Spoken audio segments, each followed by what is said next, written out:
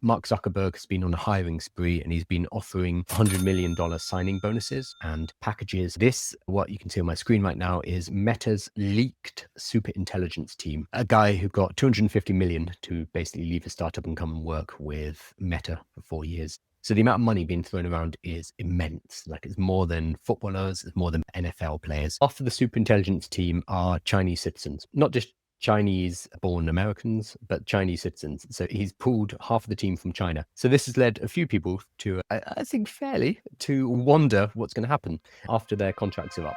Good morning, everybody. My name is Kyle, and I'm here once again for an AI update of the news and what's going on in the world of artificial intelligence. I'll be running through the news stories of the day, some things that I find interesting, some things that have just come out, as well as taking questions from the live audience as well. So, first up, I think, is the question of GPT-5. The initial release date for GPT-5 was thought to be back in July. That's what OpenAI were talking about at the beginning of the year. In the Theo Von podcast about 2 weeks ago, Sam Altman, the CEO of OpenAI, said, no, actually, we're going to be looking at August. So we're now 5 days into August, and already people are saying, where is it? Where is it? Where is my GPT-5? Which I think is a little bit premature, a little bit too early. So here's a Tech Radar article, for example, and it's pulled together all the comments on Reddit and Twitter of people complaining, saying GPT-5 should be here by now. We're already in August. The thing is, and we need to remember this, OpenAI tend to release everything on Thursdays. Thursday is traditionally their release schedule. So we will be talking about the 7th of August being the earliest, basically. But they didn't say anything about it being at the beginning of August. So people are being incredibly impatient. We've waited months and months, and we can wait a bit more. Sam Altman put out a tweet, was it yesterday or 2 days ago, saying we have a ton of stuff to launch over the next couple of months. New models, products, features, and more. Please bear with us through some probable hiccups and capacity crunches. Although it may be slightly choppy, we think you'll really love what we've created for you. So Reddit and Twitter again jumped on this, saying, oh, they're going to start reducing capacity. I wish they wouldn't give it to free people. I wish it was only for the people who are paid, because I'm paying for this and I want the best, etc. There's a lot of negativity, a lot of people who are extremely, they expect they should be treated very well, and they're upset that they haven't got their version of GPT-5 yet. We're going to have it in the next few weeks. Maybe it's going to be a bit delayed, but who knows? We just need to wait and see. Lots of people keep asking me this in the comments, and every single post that you see that OpenAI or Sam Altman put out will have people saying, when's ChatGPT-5? When's GPT-5? When's GPT-5? It comes when it comes. We all need to calm down a little bit. And the fact that Sam Altman has said the next few months might be choppy, that's quite normal. Whenever a new model comes out, we tend to see degradations. This happens again and again. So all he is doing in this case is setting some expectations, because every time, and we don't seem to learn, every time they release a new model, there's a surge of interest, a surge of people coming in to try out that new model. And that puts pressure on the servers, and that degrades the performance. So he knows this is going to happen once again. This is a big release of GPT-5. So it's going to be hell on earth for their servers. So he's setting expectations so that we aren't disappointed. It's going to happen, and we're still going to get mad, and people are going to say, I'm canceling my GPT-5 subscription, etc., etc. And then they will come back in a few weeks' time. We've been through this again and again. So I, for one, am excited to see what they have. It's going to be very interesting to see how they can improve on the models, because they're already getting very good.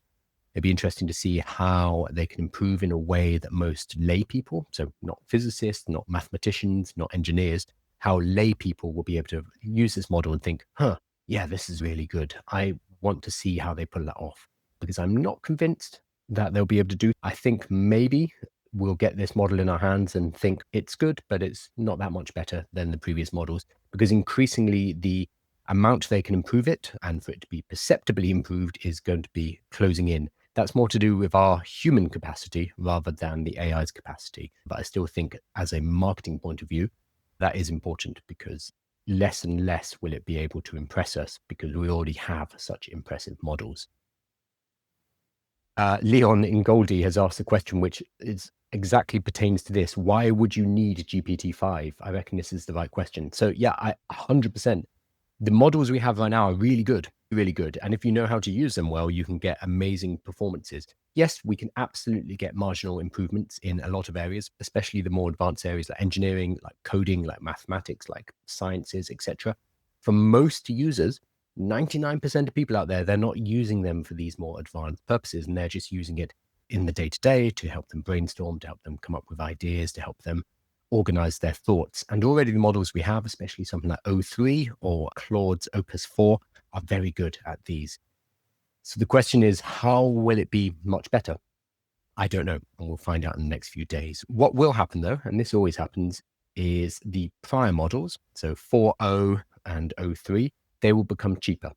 So that is probably what's going to affect most people, because we can now build software using those older models for a lower cost, which allows us to put more tools and more uses of artificial intelligence out into the marketplace. And that's probably where most of the market is going to encounter the AI, not necessarily jumping directly into a highly paid plan in ChatGPT or a highly paid plan in Anthropic to get Claude Code, for example, in order to get the most advanced models. Instead, we get this kind of trickle down, this waterfall effect where what we now consider the top models become cheap. They become mundane. They become almost like a commodity. That's already happened with GPT-4, for example. It's very cheap to deploy now because it is old. So we have that process where the better the models get, the cheaper the other models become. So that's probably going to be more impactful. But again, we don't know. We'll see. Maybe this Thursday, maybe next Thursday. What tends to happen is as soon as I try to go on holiday and they drop a model, it's happened to me 3 times now. So I've been like literally once I was on a runway about to fly to, I think, Switzerland, and I got the news on my phone that a new model, I think GPT-4 had just dropped. Very frustrating. But if that's what it takes to get the model, then I will fly somewhere. No problem at all. Marcus says, hello, like your videos. Thank you very much. Marcus, yes, I do make clips and videos from these live streams. In fact, I hired an editor who started yesterday, who is now doing it for us. So all of the clips and the videos appear on YouTube, and short clips, they appear on Instagram, TikTok, LinkedIn, etc., everywhere, basically. But the main place to find all of this content is going to be on YouTube. So I do the daily live every single day at around 10 a.m. London time, the one that you're watching right now. The best reason to join the live is you can ask questions and I'll be able to answer them in real time. But if you are just interested in getting the news update, you can go to the YouTube channel where you can find these specific clips, or there's a free newsletter which has an update and a summary from yesterday's, as well as links to all of the videos as well. So basically it's available anywhere you want in all various formats. It's also a podcast as well if you want to listen. Is there something wrong with ChatGPT at the moment? The outputs recently have been awful. So this could be because GPT-5 is about to release. Again, whenever we get a new model release, we tend to have choppy waters. And as Altman was saying in the tweet 2 days ago, please bear with us through some probable hiccups and capacity crunches. So this always happens when we have a transition to a model. Basically, their servers are gearing up, getting ready to be used for GPT-5. That might mean they're taking capacity away from the other models in order to get the GPT-5 servers up and running. And then when GPT-5 does launch, maybe on Thursday, maybe next week, maybe a few weeks, we don't know, there will be a huge amount of traffic hitting their servers. And it doesn't matter how much they prepare, every single time one of these new models comes out, their servers tend to get absolutely demolished. So what you might be seeing now with the performance decrease could be them preparing the way for GPT-5 by moving servers from GPT-4.0, GPT-03 over to GPT-5, potentially. We don't know. That's speculative. Darren is asking, is there AI software you know of that you can make music with or generate music? So Suno is the most famous, Suno. Yeah, you can 100% generate music. In fact, people have generated music with Suno and then published it to Spotify and pretended to be real bands and done quite well with it as well, which opens up a whole bunch of ethical questions, legal questions, moral questions. But Suno, if you want to play around and create some music, that would be the one to start with. There are many others. That's not my specialty though. So I think there is a subreddit on Reddit which will give you better answers for that too. Cool. So the other bits of news. So Grok Imagine has been launched. Grok Imagine is So Elon Musk has said, I'm bringing back Vine, basically. If you're not as old as me, you probably don't remember Vine, but Vine was one of the very early video platforms ages ago, and it consisted of very short clips. I want to say 7 seconds. I think clips were 7 seconds long. I may be wrong. Somebody correct me. But that very short format led to a lot of ingenuity and a lot of creativity, and people created very funny 7 second long videos. That platform died out, gosh, I don't even know, 10 years ago or so. And Elon Musk said, I'm bringing it back. I'm bringing back Vine, and I'm doing it through Grok Imagine. So Grok Imagine sits inside Grok. It is now freely available for paying subscribers. It opened up, I think, 2 days ago. So 2 days ago? No, yesterday. And it allows you to create short form videos from basically any image. So you can start with an image in Grok, or you can upload your image, or you can have it imagine an image first, and then you can tap a button and turn it into a video. And it's pretty good. The videos are short, so much shorter than Google's VO3, for example, but that's what they're meant to be, because he is recreating Vine by giving us this short form video platform. And the results are pretty good. I would say they're not as good as some of the other video models we have out there, but they fit what they're trying to do on Grok. The biggest thing, and what's been gaining a lot of attention, is that you can 100% just make softcore pornography with Grok Imagine. They even have a button which puts it into spicy mode. So if you have a picture of whatever it is, you can press the spicy mode and it's going to make it into a short, generally with nudity video for you immediately. So a lot of people were saying, oh no, they've done it wrong. They didn't realize that this was going to happen, and they're going to have to change the model. 100% that is not the case. They know what they are doing. So Grok and Elon Musk and XAI know that there is a huge part of the market that wants that form of artificial intelligence. They released Annie, which was their not safe for work AI avatar, about 2 weeks ago. And they're leaning into this side of artificial intelligence, the one that everyone else, so OpenAI, Anthropic, Google, etc., they are trying to shy away from this. They don't want people to create adult material with their AI models. Instead, Grok and Elon Musk is going full steam ahead in that direction. This is entirely on purpose. They know what people want, and this is going to be a huge use case of these artificial intelligences. So anybody saying, oh, you can work your way around, you can jailbreak it and have it make nudity. No, this is what they want you to do. They've even included a spicy button, which allows you to do this. So I think this is going to be, I'd love to see the facts, so the data and the figures behind it. I imagine the majority of the content being created is probably going to be in spicy mode. I would love to see how much it is, because there are a few. I think it's fun mode, spicy mode, and normal mode, and you can also give a custom instruction as well. I bet 50% plus is probably in spicy mode, and I am sure that's what people are going to be using it for. They are smart, they are playing the market, and they are moving into areas where other AI companies are unwilling to go, and I think this is a very smart way to do it. Ethically, morally, subjective, that's up for grabs. We could debate that all day, but I think in terms of where the money is, where the market is, it's a very smart thing to do.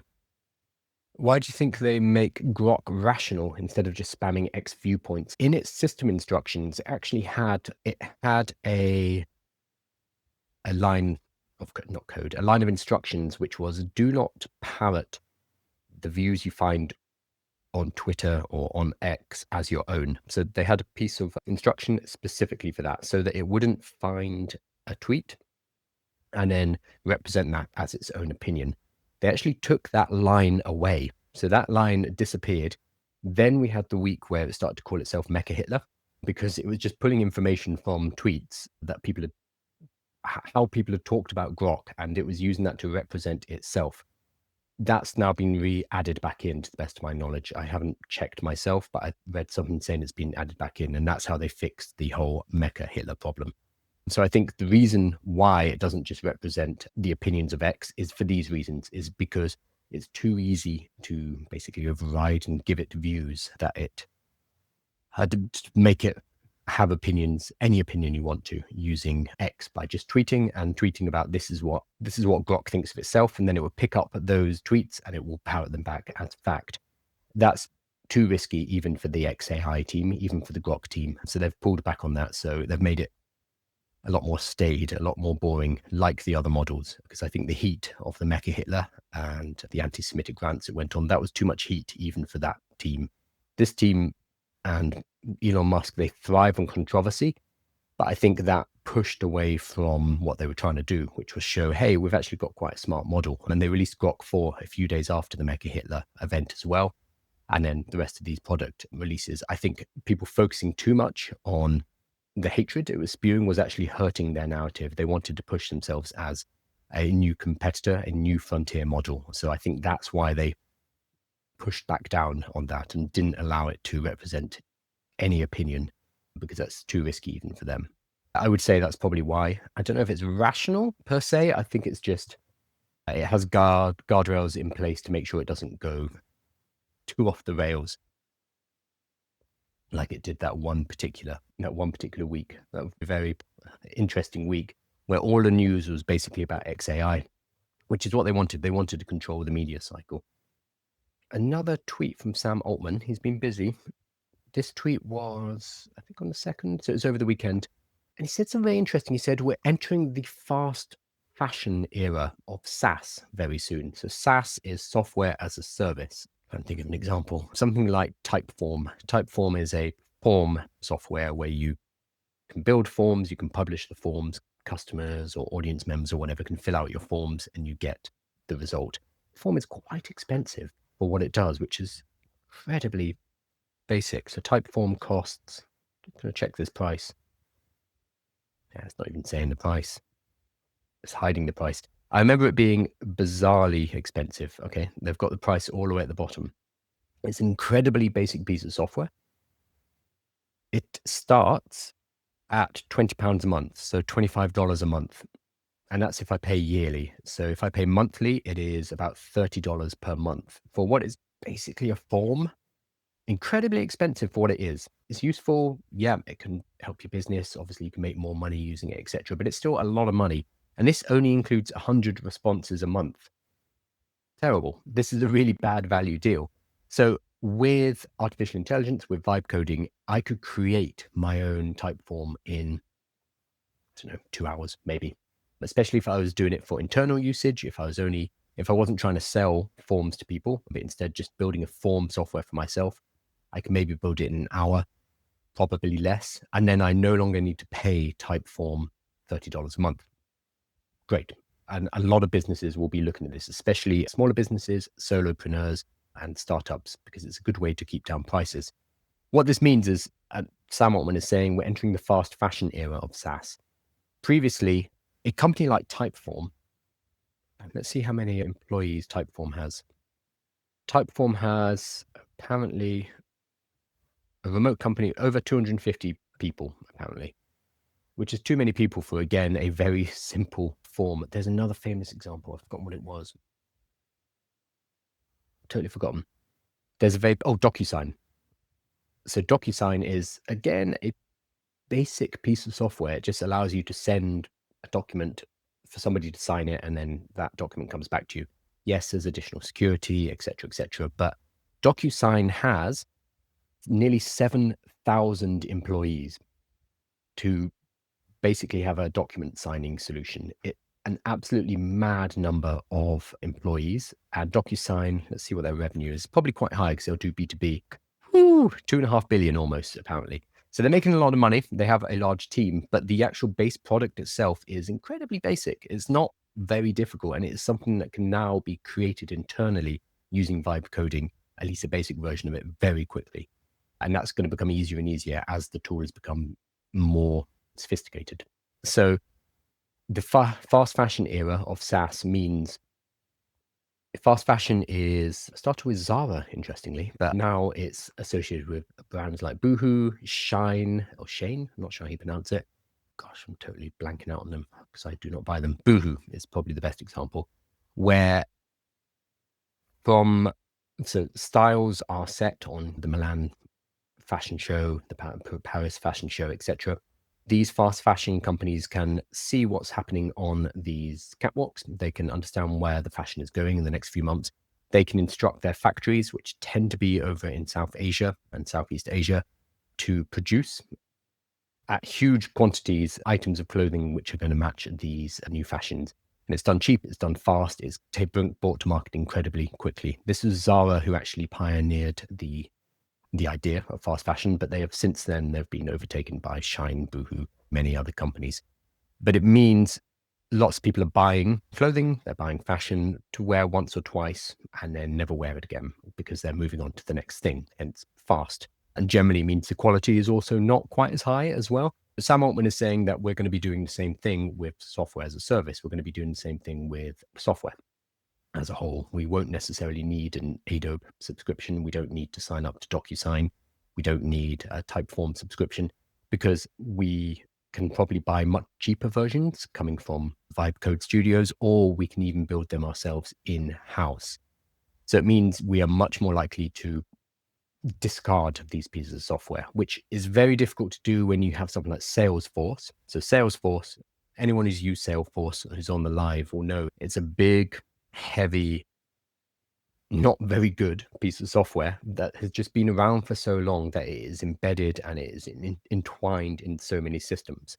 But you talk to anyone about Salesforce and do they like using it? No, no one likes using it. It's old. It's really old fashioned, but it's just what people are stuck with. We're going to be moving away from that and moving towards custom solutions that can be created for the particular business. Now, but the use of the word fast fashion here is interesting because it suggests cheap. It suggests low quality. It suggests AI slop, basically. So being able to create trash very quickly. So I think it's, to a certain extent, he knows how to market. He knows how to get attention. So I think he's used fast fashion for that particular reason. We are definitely moving away from couture, like customized, highly expensive B2B enterprise software into something new. But using the word fast fashion is interesting because it does also suggest low quality. I think he's probably just trolling there too. But there is an argument to be said that vibe coded stuff is a lower quality because obviously you don't have 600 people working purely on your form software. But do you need it? If you just need to collect form responses from your customers, form responses from audience members, whatever it is, do you need to spend $30 a month, $100 a month on collecting those responses and therefore support a team of 600 people who are building that form software? Or do you just need to do a couple of forms with a couple of customers and you want to do that for free and you don't particularly care how much it costs or what it looks like? I think a lot of, especially solopreneurs and smaller businesses, will move in that direction because cost is a big issue and people are very cost sensitive. But again, we will see. That is basically the watchword for this whole program, and everything I do is we'll see. We don't really know. But it's an interesting take, the fast fashion era. Let me hop over to questions and see what we're doing. Yeah, DocuSign. Marcus is saying DocuSign is a crazy example. The fact that DocuSign has 6,000, nearly 7,000 employees never ceases to astound me. Every time I look it up, because I forget the number, and I see that DocuSign has 7,000 employees, it's, what are you doing? So that is a market that is easily disruptible because DocuSign costs, I didn't even look up DocuSign costs. DocuSign costs a fortune. Oh, there's loads of people trying to. So the basic is, oh, that's just e-signature. So the Business Pro is, what's that, 40, no, okay, is £54 a month. So Business Pro is $75 a month, which is quite a lot for a small company for, again, what is basically, I don't want to dump on them too much, but it's basically sending a signable PDF to people, then bringing it back to you and then securing it. So the security is important here. So anyone who did create a alternative would have to create something that is enterprise secure. That's going to be the biggest barrier. But the basic functionality is sending a document to an email address, somebody adding a digital signature, and it gets sent back. That's it. Like, calm down, guys. So this is rife for being disrupted. There are others like PandaDoc. What are the other ones here? OneFlow, never heard of that one, etc., etc. Here, right here, the top Reddit results, the top organic is, I can't justify the price of DocuSign over other e-signatures. Yeah. So that's going to be demolished by smaller entrants, or law firms and other firms working out how to build their own document signing solutions so they don't need to rely on DocuSign.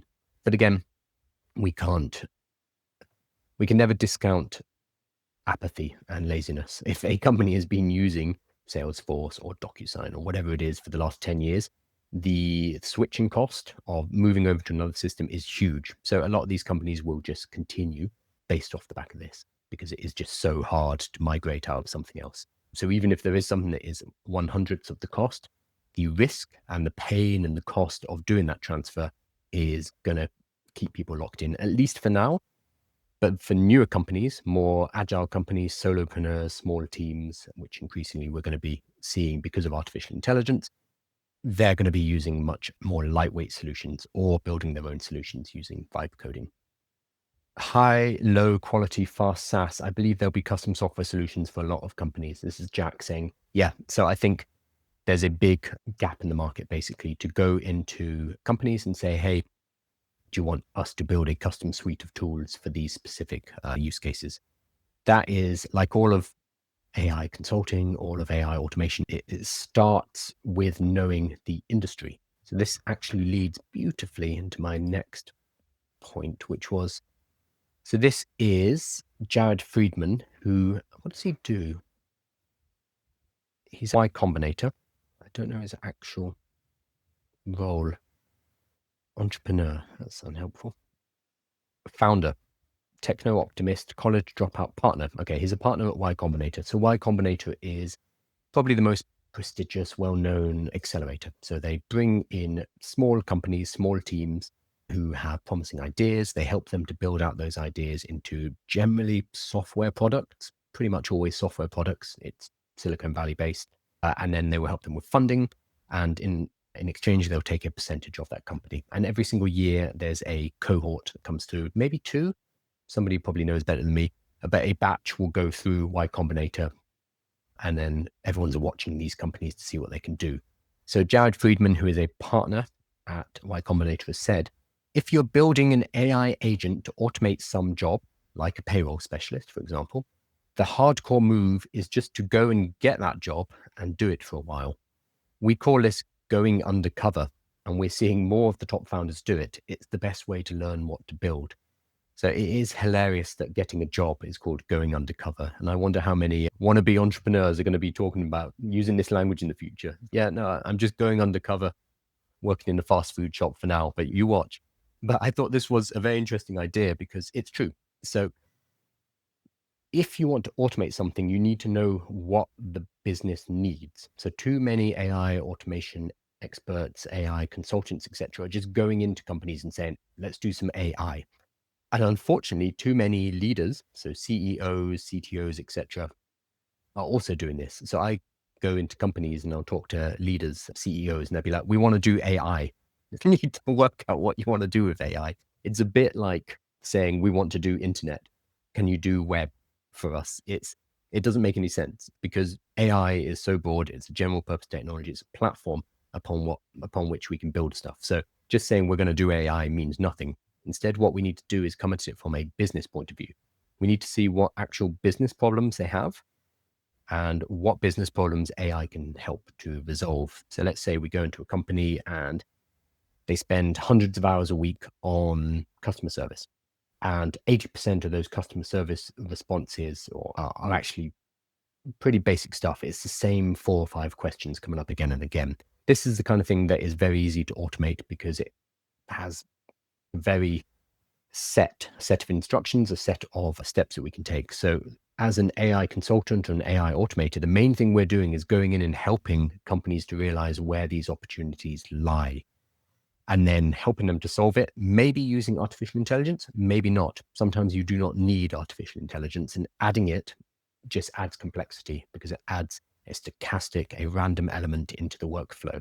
And this is especially the case with AI agents because AI agents can go off the rails, even more so than a standard AI automation. So what Jared is saying though is you need to go and get the job, learn the job, and then you will know what problems are in that particular role, in that sector, in that industry, which AI can help with. So this is a way to do it if you are you're 18 years old, you're 19 years old, and you want to start a Y Combinator funded startup in San Francisco. So this is very niche advice. More broadly, though, this is exciting for us because if you have worked in an industry for the last 10 years, then you know what the problems are. You know what the frustrations and friction points are in your particular industry. And if you feel them in your particular role, in your particular sector, chances are every other company, every other person in the industry in your particular role is feeling that as well. That means you have this going undercover, you have this intel that Jared Friedman has talked about already. So I think that is more exciting than whatever these 18, 19-year-olds are doing. That's fine. But what's more exciting for me is that normal people who've been working in a job for 10, 20 years have that knowledge already. They have it implicitly seared into your brain what is annoying in your job. So you are in a better position to step back and be like, can we automate this? Can we build a piece of software? Can we build an AI automation? Could we create an agent that covers this role? And you can start doing it for yourself, basically trying to replace yourself with a piece of AI. The reason you would do this is not to get yourself out of a job, is to get yourself out of the job, but by being able to sell this to every other company who does the same process on Earth. So you can work out how to automate your job, how to implement or augment using artificial intelligence. Then you can go to every other company and say, hey, I built this thing. It saves 20 hours a week. Are you interested in buying it for $100 a month? Yes, they will be. And so you already have that information. So you don't need to go deeply undercover. You can dig into your prior experience. The same can be said of education. So I know I'm a broken record on this, but if you are in an industry, let's say you're in education or you're in marketing or manufacturing, whatever it is, you know a lot more about that industry than some random consultant, some random advisor who talks about artificial intelligence. So there's a huge opportunity for you to start to create content, educational content, talking to other people in your industry about AI, how they could use AI, what it's good for, what it's not good for, and just basically becoming a communicator and somebody who helps other people in your industry. And the doors are wide open for most industries because most AI experts, AI content creators go broad. They just talk about general uses AI. I'm a bit more narrow. I tend to talk about business uses, but that's still pretty broad. If you go into your particular industry, so let's say you work in aeronautics and you create content and you talk about, you get on stage, you give workshops, you go and advise, consult in the aeronautics industry, you can carve out that particular space because I don't think anybody has claimed that, for example. But you need to look at what your personal niche is, what your expertise are, and then go and claim that space because we are still early and everyone's still talking in generalities still. And all you have to do is, let's say you work in aeronautics, you can look at videos like my videos, like any other videos out on YouTube, on TikTok, on Twitter, whatever. Find the videos that do really well, and then you just need to replicate them, but for your own industry. One that always does very well is how to spot AI writing. And the flip side of that is how to make sure your AI doesn't sound like an AI. So like how to avoid that. All you need to do is create a video, which is how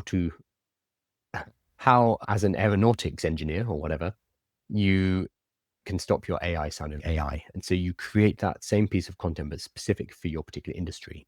And that's all you have to do. You need to do it consistently and it will take some time, but that will allow you to build up an audience. And then from there, you can monetize it quite easily, not through TikTok Creator Fund, not through YouTube advertising revenue. That's fine. That will give you some money, but the real money is in delivering workshops, in speaking gigs, in advisory and consultation. Also implementation, so helping people to build software. And if you don't know how to do that, you can partner up with somebody and split the cash with them. So if you are a person who has some industry experience and you know a bit about AI, which you probably do because you're watching my kind of stuff, which tells me you're not watching complete trash on social media and you have an interest in artificial intelligence. So you already know more than 99% of people. If you combine those two, you're in a good position to do very well. So personally, the main thing I do is workshops. I get paid about £1,500 per hour for a workshop. So $1,700 US, something like that for 1 hour. The most I've been paid is $4,000 for an hour, which is good money. But this is not that unusual because the companies out there are crying out for this kind of training. They need help with artificial intelligence. So I actually have over 100 students who also go and give workshops like this as well. And the reason they pay so much, it's okay. They don't. Okay. This is mathematically, think of it this way. For you to get $2,000 for an hour's work seems like a lot of money as one individual. But if you are talking to 100 people in the room, that's actually, what did I say? 2,000. That ends up being $20 per person per hour, which is very cheap. No, even less. Yeah, $20 per person per hour, very cheap in terms of training. So if you just talk to larger groups, the way that training, learning and development departments think about it is like per head. How many people am I training? Oh, am I training 50 people at a time? Cool. I'll get this one trainer, pay them $1,000. That's $20 per person per head for the hour. Nice and cheap. So you can actually charge more. So when I taught in Vegas and I got paid $4,000 for 1 hour, there were about 500 people in the room. So it ends up being extremely cheap per participant. And that's how they think. So you as an individual might be walking away with $4,000. Fantastic. But you are training 400 or 500 people at the same time. So for the organizers and the people in the room, it's actually a real deal. So we use that kind of leverage and different scales in order to get paid very well as an individual, but to deliver high value to a lot of people. So yeah, if you do work in an industry, which is most people, there is an opportunity, many opportunities right now. I'm going to switch over to my questions. Will AI codes always need security audits? Yeah, probably. So a lot of the vibe coding tools, I'm thinking of Lovable in particular, now have a security audit button baked directly into it. Let me just look at what it says. So I've been logged out. No, I haven't. There it is. So in the publish button, there is now a security issues tab. So it will give you a rundown of potential security issues and it will help you to resolve them. So I think that's a step in the right direction. The problem with that is when somebody knows what the Lovable or the Bolt or the Replete security audit looks like, if they are nefarious, if they're a hacker, that tells them what issues have been dealt with and therefore what issues are still potentially remaining. So they'll find a way in. So having a security audit from a professional is still going to be useful because black hat and hackers are always going to be ahead of whatever the kind of commonly deployed solutions are. So I would say it depends entirely on the usage. If it is a internal tool that you're going to be using for yourself, you don't need a security audit. You do the basics. You make sure your API keys are not exposed. You put it behind a login, etc. You don't publish it to the web. Whatever it is, you take the basic precautions. But if it is just a private use tool, it doesn't really matter. And then if it is something that, let's say you created a version of DocuSign, so you're going to be not DocuSign, a version of Typeform. So you've created a basic form tool that you're going to be having on your website. And you're expecting, I don't know, 10 submissions a month or something like that. Again, it's probably not worth hiring a full security expert for that. It's going to be a risk reward kind of thing, or a risk. Yeah, risk versus how much you save. So you use the basic security audits. You can also get lists, security checklists from the web that you can feed into your vibe coding tool. You can feed into Cursor and then have it do a rundown, have it check on everything. That's going to get you 80% of the way. And then if it's a high risk usage, or there's a huge amount of volume, or there's money going through, so it's a Stripe integration, for example, then yeah, you'd probably want to get somebody to get their eyes on and you'd pay them to do some kind of audit and some kind of fix. But it depends. So not every single deployment is going to need a security audit. High risk ones will. Whether or not that's going to be the case in the future, I don't know. It depends on how sophisticated these vibe coding tools get. But I could foresee a world where it becomes less and less required because the tools become more sophisticated and they can do that. They can basically do the security audit for you. Sorry, there's lots of people discussing stuff in the comments. I'm just walking through. A secret offer says, how do you do your workshops, in person or offline? So both. When I first started, it was primarily in person. I prefer in person, despite being introverted. I didn't like getting up on stage, but I still found they were better for engagement.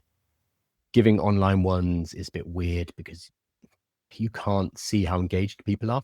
So you don't know whether what you're teaching them is getting through to them. So I prefer in person. So now I only do in person ones which are in international locations I want to go to. So I use it basically to get holidays. Don't tell my clients that. But generally, I will fly in somewhere, give the workshop, and then fly out a week later. So I use it as a way to travel as well. Because if I'm going to fly halfway across the world to give a 1 hour workshop, I don't want to have a proper holiday as well at the same time. So now I only choose the ones in places where I want to go, which is quite nice. It's a nice position to be in. And then the other ones I give are charity ones. So they will be in London, where I'm based, pro bono. And I always do them in person as well. I just don't particularly like giving online workshops, but that is entirely me. Everyone's going to be different. So I have maybe 100 students who give workshops, and it is a mix. So a lot of people will do online and offline. Some people do only offline. Some people only do online, especially if they're in strange time zones. Sorry, not strange time zones. I have lots of people in Australia, for example, and if they want to give, if they're targeting the American market, they will do online workshops, obviously, because it's a long way to go. Sorry, Australians, it's not a strange time zone, it's your time zone. But it depends entirely. But I personally prefer offline because I think it's a better way to learn. Is that your main revenue stream for your business? Gosh, I have about 6 or 7 revenue streams. And yeah, it's one of them. So it's giving workshops, giving talks, sponsorship, although I don't really push. That's not something that I've really pushed, which I'm thinking about doing a bit more with. Some course sales, newsletter, advertising. Gosh, some cash comes from things like TikTok, very little, but some cash. And then advisory and consultation as well. So it's a range of different services and some are passive, some are not. Generally, if it's not passive, I charge a lot more for it. But I think having multiple streams of revenue is probably the play right now because we do not know what the future is going to hold because of AI. So if you go all in on one idea or you go all in on one job, which is what a lot of people do, that doesn't give you the flexibility to deal with whatever's coming. So I'm of the opinion that we don't know what's going to happen, but we know something is going to happen. So we know change is the only constant, if you like. So because of that, it's useful to have flexibility. Having a 9 to 5 job is not very flexible because if your company says, we're not going to do AI or they fall behind a competitor who is using AI or AI demolishes the industry as a whole, then you're left holding the bag like, oh dear, what do I do? The job will cease to exist. Whether the industry falls or the company falls, there will be no job. So that's a very risky position to be in. That doesn't necessarily mean it's going to happen, but having one source of income, whether it's a job or a business, is very risky. So having multiple streams of revenue is handy because I know that if one gets demolished, if one gets removed immediately, at least I have other ones that I can then pivot directly into. So I think that generally is a useful way to think about money and income moving forward because we do not know what's going to happen. And it's a way to deal with uncertainty by diversifying. But obviously, if you find one thing is working really well and it's making a lot of money, you go all in on that, at least for a year or so. But we cannot assume that any income that we earn now will be around in 5 years' time. So people ask me this on the live. They're like, oh, you're teaching AI, but surely we won't need that in 5 years' time. No, maybe not. But that's why I have other business units in case, because I don't know. And I think that's probably the only sensible approach is to basically admit I have no idea. So I need to be diversified. Have you considered starting an AI advisory agency or consultancy? You'd do better than McKinsey. Yeah, McKinsey are pivoting hard into it. The thing with consultancy, and I think McKinsey know this, and the Big Four know this, is that it is a risk to their model entirely because people can go to AI for advice now. They can say, hey, you are a McKinsey level consultant, give me advice on how to do X, Y, Z. That's going to remove the bottom of the market. However, the reason people hire McKinsey and the reason people hire law firms and the Big Four, KPMG, etc., advisory firms is legal protection. So if I am a vice president at a company and we're running a project, sure, I could probably use AI. Sure, I could probably get my team to work it all out themselves. If you've ever seen a McKinsey deck, a presentation, kind of mundane. Sorry for anyone who's at McKinsey, but I started going down that route when I was getting my MBA. I was looking at the consulting route and this whole thing about the McKinsey deck. It was a really big deal. And we got our hands on the McKinsey deck and it was like, oh, it's fine. It's a PowerPoint presentation. It's not very exciting. How have they built $1 billion business off this? Because this is the foundation of it. It's basically this deck, this PowerPoint deck that they go and use to help businesses. Okay, well, fine. Anyway, I'm not going to dump on McKinsey. They do what they do. But what you're paying for when you hire a consulting or an advisory or a legal firm is you're covering your ass. If stuff goes wrong, you have someone to blame. You can say, oh, McKinsey told me to do it. They're the problem. If something goes wrong and you've had lawyers check over your contracts, you can sue your lawyers. So you are paying to cover your ass. That's what you are doing when you use one of these firms. So it's not actually about the quality of the advice. It's not about the quality of the legal help or the advisory help that you get. It's about covering your butt. So you're covering your butt for your job. So if you're a VP in a company, you can say, it wasn't me, it was McKinsey. They told me to do it. And I just listened to them and we spent $2 million on that report. So they must have been right. These things happen and you keep your job, but also there's legal protection as well. So that's the value proposition of these consultancy agencies, not just the advice. Also, it's not really something that I'm interested in. I prefer just educating. So I do some consulting, but it tends to be off the back of workshops. So I'll go and educate for a workshop and then I'll be asked, hey, we want to keep somebody on retainer that we can call in once a month, or when we have a question about, should we be worried about this? Or is this something we need to look into? They're able to call me and tap into that. So that's something I do, but I don't do full consultancy projects. It's not of interest to me personally. Again, if you want to become an AI consultant, I think it's a very good market because where there is chaos, where there is uncertainty, there's always money to be made because every single business on earth is trying to work out what to do with artificial intelligence right now. And if you can go in and you can confidently give them some kind of answer and point them in the right direction, that's extremely valuable. Yeah, secret offers, blame shift is what we call it. So people just spend millions and give it to McKinsey to shift the blame. And it's been happening for years. It's like that unofficial slogan for IBM. No one ever got fired for buying IBM. So IBM they never made the coolest or the sexiest or the most powerful computing system, but you would not get fired if you bought IBM and it was just underperforming slightly. But if you took a risk and you went with Apple or Microsoft or someone like that, you could get fired. So that was IBM's unofficial kind of stance. No one ever got fired for buying IBM. It was safe and that allowed them to keep making sales. And we're going to see a lot of legacy businesses who will continue on in this way despite it not making any sense from the outside because of artificial intelligence. They are just going to continue because they have the contacts, they cover people's asses, they are legacy systems, they're embedded into other businesses, etc., etc. So older businesses will survive. It won't be a complete tidal wave, even if they don't make any sense. Cool. So the last thing I wanted to quickly switch to brings together a few topics I've been talking about. So up here, there we go. So I've been talking a lot about China in the last couple of weeks, and I've been talking about Meta. So this kind of brings them both together. So again, I used to live in China, speak decent Mandarin. I don't have a horse in this race. I think it's fascinating that China and the US are butting heads over AI, and I'm fairly neutral. I would say I am neutral on this, or about as neutral as anyone can get. So I just think this is fascinating. What you can see on my screen right now is Meta's leaked super intelligence team.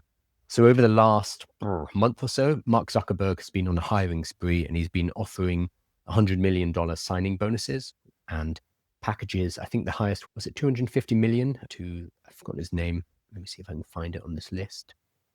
I cannot. I've forgotten his name, but a guy who got 250 million to basically leave his startup and come and work with Meta for 4 years. So the amount of money being thrown around is immense. Like it's more than footballers, it's more than basketball players, more than NFL players. So half of his team, half of the super intelligence team are Chinese citizens, not just Chinese born Americans, but Chinese citizens. So he's pulled half of the team from China. So this has led a few people to, I think fairly, to wonder what's going to happen after their contracts are up. Going back a little bit in history, If we go back to Japan in like 1970s, 1980s, made in Japan used to be almost a slur. It would be what you'd say when something was low quality. So if your TV was made in Japan, people would laugh at it. Be like, oh, look at that piece of crap TV. It's made in Japan. That is no longer the case. If your products are made in Japan, they are high quality because it's got Sony, a lot of high quality electronics, motorbikes, for example. It just made in Japan has become synonymous with high quality rather than low quality. So China has taken over a lot of the manufacturing capacity from Japan in the last 20 or so years. And the reason is because it's been cheap. So a lot of Western companies have outsourced their manufacturing, including of things like chips. So Foxconn, for example, make the chips for the iPhone and many other things made in China, in Shenzhen. I think it's Shenzhen. Yeah, I think so. So what has happened, and this happened in Japan, and nobody learned anything. In Japan, things like motorbikes were outsourced to Japan and car manufacturers outsourced to Japan. And initially, they were not very good at making motorbikes. After a decade or so, they became the best in the world at making motorbikes. And Yamaha, Honda, Mitsubishi, Suzuki, etc., came out of Japan. And they became the largest motorbike production companies on earth. Same thing is happening in China. Because what happens is the West will outsource their manufacturing over to Japan and now to China. And with that comes expertise. So they send their kind of top heads of semiconductor manufacturing, for example, out to China to teach people how to make semiconductors. And then China, like Japan, have got really good at building semiconductors. In fact, they are now the best at building semiconductors because no one else has been building them for the last couple of decades. So this has happened again and again where manufacturing has been outsourced and then the country it's been outsourced to becomes the global leader in manufacturing. And now pretty much everything is made in China because we outsourced everything to China. So what we might see here, and this is the risk that people are talking about, is half of this superintelligence team are Chinese nationals. When their contracts are up, they will probably just, not all of them, but a portion of them will probably just go back to China with everything that they have learnt in this superintelligence lab and then go and help DeepSeek, Alibaba, Tencent, etc., to replicate the results, to build the same thing. They'll just be poached back. I don't even think that's a conspiracy theory. I think this probably will happen. And a lot of these very, very smart Chinese engineers will go back to China and help, might not even need to be paid as much. So I think Zuckerberg is thinking in the short term, he's thinking about how to sprint his way to AGI or maybe ASI. He says he's going for ASI, but I think that's mainly marketing. But the way to do that is to hire a primarily Chinese team. And again, I've lived in China. I'm fairly neutral here. This is not xenophobia. I think this is just the reality of the situation here is that a lot of these engineers will go back and they're going to do the opposite of what Zuckerberg is trying to do, which is try to secure AGI into ASI for America first. This is going to help both sides, which is going to be very interesting. But also just the list of people is fascinating. So it is got half of them are Chinese, 1, 2, 3, 4, maybe 10 Americans, one Israeli, French. Oh, Lan LeCun, of course. Yeah. So this is a leaked list of these superstars are all making hundreds of millions of dollars. They're all working on ASI, apparently. Although Zuckerberg, some of the things he's been saying have been a little bit worrying. Apparently, one of the pitches when he was talking to people on this team, this ASI team, was how much better the AI can become at inserting adverts into Instagram Reels. Now, that is not the kind of use of artificial intelligence I'm particularly excited about. It's the one that's going to make Facebook and Instagram a lot of money, but it's not the one that's going to be solving climate change or our water crises problems. So I do wonder about his motivations. I don't wonder that much. He's trying to make money, a huge amount of money, but it means he's poached all of these geniuses from around the world, from multiple other teams. He's been trying to nick them from, he has stolen them from Apple, but he's nicked a few from OpenAI as well. And he's bringing them all under one roof and he's going to have them build something that predicts advertising behavior, which is less exciting. I wish instead they were in other labs like Anthropic, pushing towards fair and equitable and more utopian uses of artificial intelligence. But here we are. Money rules everything. I'm going to swing back to any questions. Oh, I don't think we have any. I think I managed to clear all your questions. And what about artificial super duper intelligence, ADSI? So the thing with, I know you're joking, but we don't have definitions or good agreed upon definitions of AGI and ASI. We don't have a good definition of human intelligence. We don't have good definitions of consciousness, for example. So we are always going to be arguing about what ASI is. So adding artificial super duper intelligence onto the end of it, yeah, we'll probably have a next stage after ASI, and it will be something like this, probably not super duper, but there will be, I don't know, ASI squared, ASI cubed, etc., etc. We will continue to come up with new goals, and we will continue to squabble about when we have reached them. Ultimately, it doesn't really matter because we are pushing forward and we are progressing. We're going up and to the right generally. But I'm saying that as somebody who's mainly optimistic about humanity and where we can go and what we can do. We tend to survive. We have so far for however long we've been around. Despite many attempts to demolish ourselves, we tend to kind of muddle our way through. And when it comes down to the line, I think humanity is quite good at dealing with crises. So I'm generally optimistic. But again, the watchword of this show and everything I do, we will see. I'm going to hop off, but I will be back tomorrow at 11 a.m. London time. Sorry, 10 a.m. London time. You can find the clips and the short videos from this live over on YouTube. YouTube is the place to be because that's one I'm trying to build and I'd love support there.